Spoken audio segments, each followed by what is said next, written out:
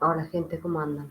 Bueno, a raíz de unos mensajitos me parecía interesante profundizar un poquito en por qué yo me refiero a alienación parental. Entiendo que hay gente que no está de acuerdo y por su origen hay como una reticencia a hablar de eso, pero bueno, hacemos inferencias en base a lo que vemos en algunos casos públicos y bueno, y compartimos nuestras opiniones a ver qué les parece.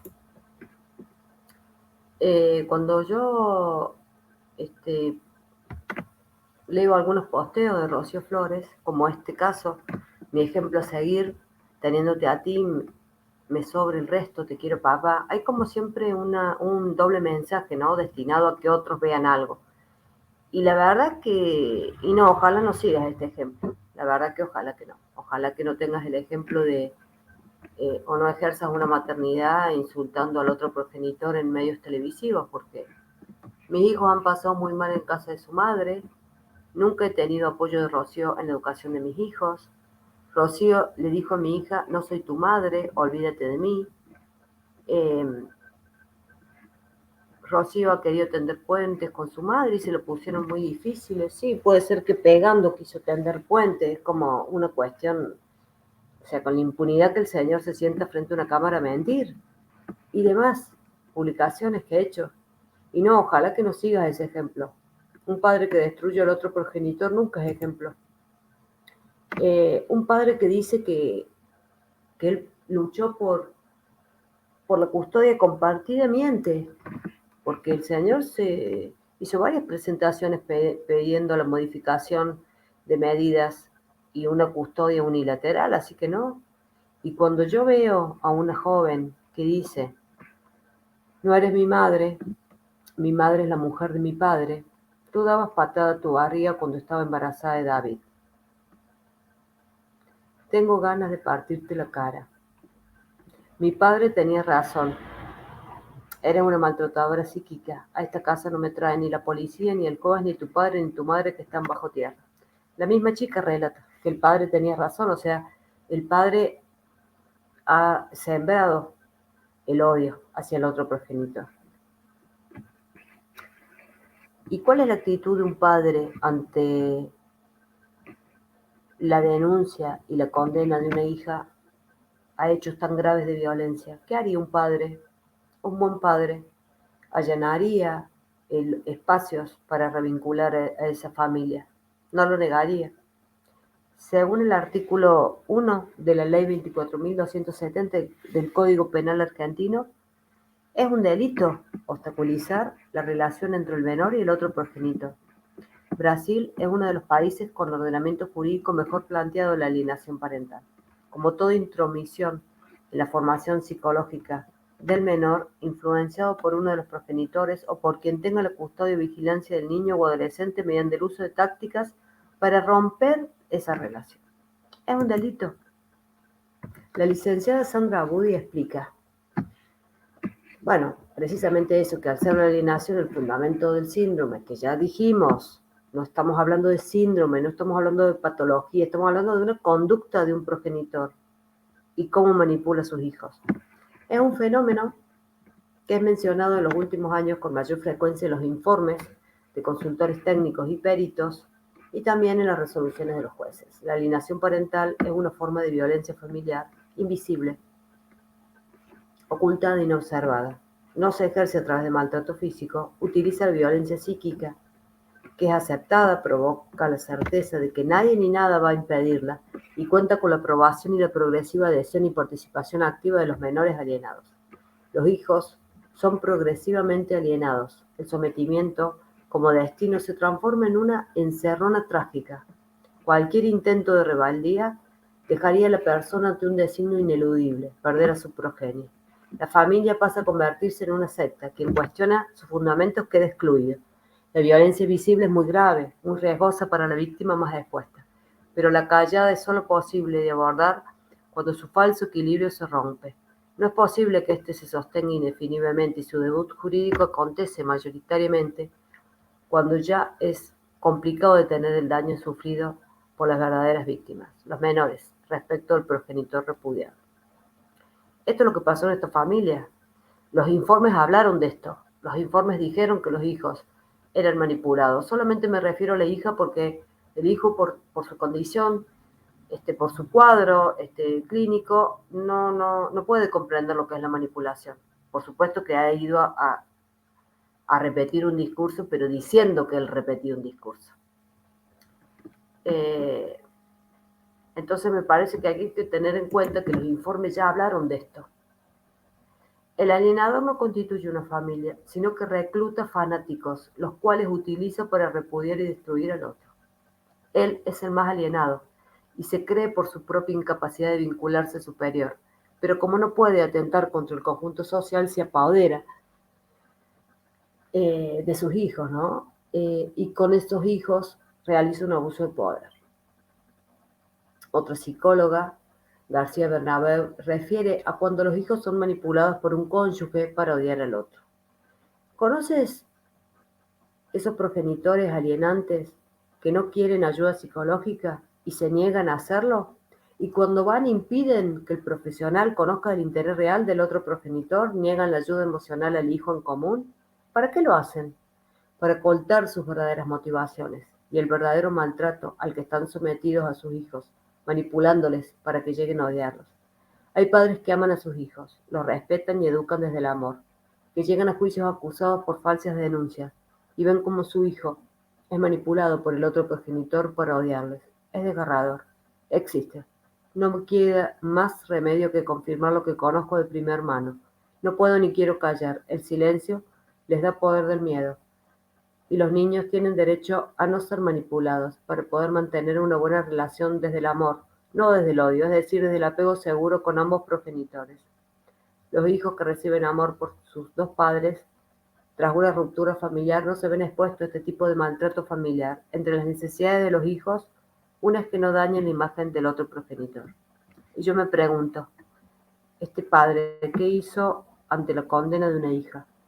Aplaudió esa conducta, fomentó esa conducta. ¿Y a eso le llaman buen padre? Otro posteo de la chica. Felicidades a mi héroe. Es frecuente ver esto, mi héroe, mi jefe. Hoy es tu día y por ello te doy gracias por todos los sacrificios. Reconozco los sacrificios de este hombre, pero tengo claro que cuando el juzgado le dio la posibilidad de trabajar con ella y la madre en un espacio de mediación, el padre lo negó y favoreció que se rompa este vínculo. Y hay que tener claro que romper un vínculo genera un daño emocional tremendo, como dice la licenciada Ortega de Pablo. Genera un gran daño psicológico en los hijos, que se verá reflejado a nivel emocional, académico, social y sin duda, si no se detecta a tiempo, estos niños tienen una gran probabilidad de convertirse en adultos inválidos emocionalmente e incapaces de establecer vínculos afectivos saludables con su entorno. Sería conveniente que se tome conciencia de que ya de por sí una separación afecta a los hijos. No pueden crecer creyendo que son de nuestra propiedad, porque no lo son. Debemos ayudarles a madurar con seguridad y un entorno que les dé afecto y les valore tal y como son. Respecto a madurar, y aquí hay que tener en cuenta que ante estas conductas lo único que hay de solución es un espacio terapéutico. Como decimos, un buen padre garantiza y no obstaculiza el derecho de vinculación de un hijo con el otro progenitor. Esta obstrucción o esta alienación tiene consecuencias muy tremendas a largo y a corto plazo. Alteraciones fisiológicas, conductas regresivas, alteraciones del sueño, trastornos alimenticios, trastornos conductuales y en los casos más severos pueden darse denuncias falsas por maltrato. Estos se van a ver expuestos a numerosas exploraciones por parte de diversos profesionales innecesarias y que producen una fuerte situación de estrés. También hace que adopten un rol de víctimas de algo que no han sufrido, pero que debido a la campaña de denigración del progenitor alienado y a la autonomía de pensamiento toman como algo real, a ese impacto, es decir, ese lavado de cabeza llega un momento que ellos lo relatan como que algo que realmente sucedió. Es gravísimo. Y yo creo que, por eso digo, no le puedo llamar de otro modo. Es obstrucción, es alienación en la cabeza del hijo para generar odio hacia el otro progenitor. Otro posteo también, la chica todo el tiempo hace posteos de ese tipo, ¿no? El héroe, el mejor, Y acá hay algo que a mí me lleva a pensar y que podemos reflexionar juntos. En la adolescencia, cuando antes decíamos, bueno, para favorecer este vínculo, crecer desde el amor y con el apoyo de los padres, para crecer, para independizarme y para ser un adulto, ¿no? En la adolescencia se vive una etapa de duelos, el duelo al cuerpo infantil, el duelo al niño que fui y el duelo de perder la idealización de sus padres, que ya los empiezo a ver como personas reales, con sus defectos. También duelan los padres de perder ese hijo que crece. Pero ¿qué pasa si yo esto no lo favorezco? Es decir, es una ida y vuelta, ¿no? De padres e hijos. En ese distanciamiento, que es desgarrador, por supuesto, porque hay una amenaza para el adolescente de perder ese superhéroe que es su padre, y para el padre de perder ese hijo idealizado. Entonces dice, bueno, a través de este desafío se conduce a la incompletud, lo que promueve el crecimiento y la individuación del adolescente.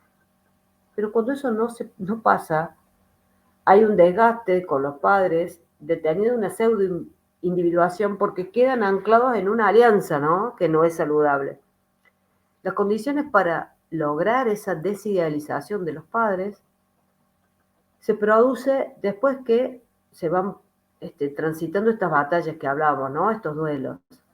Pero tienen que favorecer los progenitores. Y yo me pregunto, ¿qué pasa en este vínculo que queda anclado en esta idolatría permanente de hacer posteo, de hablar de un superhéroe, que claramente no lo es? Porque un padre que obstruye y denigra a una madre, o viceversa, ¿no? Una madre que lo hace con un padre, nunca puede ser un buen progenitor, porque hace demasiado daño a futuro. La doctora Coca, psicopedagoga, doctora en psicología y especialista en alta conflictividad familiar, dice algo estremecedor. No es duelo, no es ansiedad, no es conflicto de lealtades, es alienación parental. Ella refiere a que muchas veces se mezcla esto, pero dice, bueno, no hay un duelo de esa vida familiar, porque un niño a los 3 años, 5 años, casi no puede tener recuerdos. Este conflicto de lealtades dura muy poquito tiempo y se resuelve de manera natural. Y esto no reduce un daño psíquico. Pero la alienación parental sí produce un daño psíquico. ¿Y cómo se ejerce? Bueno, primero se aniquila el recuerdo positivo del otro progenitor. Se le causa una amnesia cegada e irreversible. Se minimiza la emoción de amor, con lo cual sufren cambios de carácter marcados en dureza emocional. Falta de empatía. Reniega de una parte de su origen y linaje, ese hijo.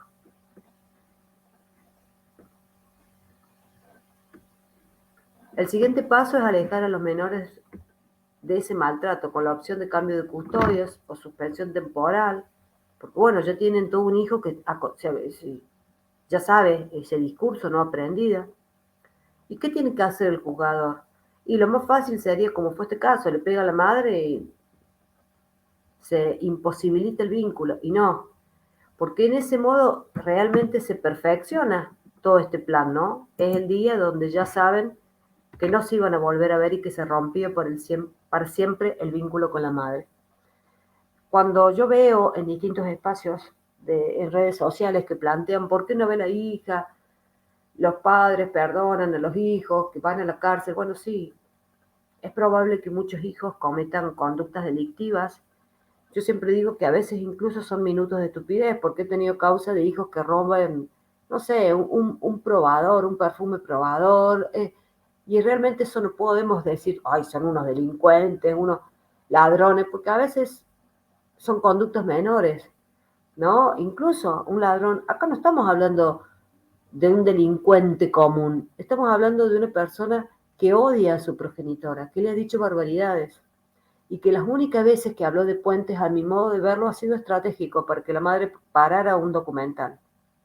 No hay modo de que uno se vincule si no es desde un espacio terapéutico. Y termino agradeciéndoles por estar acá conmigo y una frase de Nietzsche que dice: consideraba la idolatría como una enfermedad. El ídolo es el falso Dios que el hombre ha creado y que adora. Así queda entrampado en su propio deseo. Adorar aquello que hemos creado supone quedar sometidos a nuestros propios sueños y también, claro, a nuestros defectos. Un abrazo. eh, Ahora sí, espero sus comentarios. Nos vemos la próxima.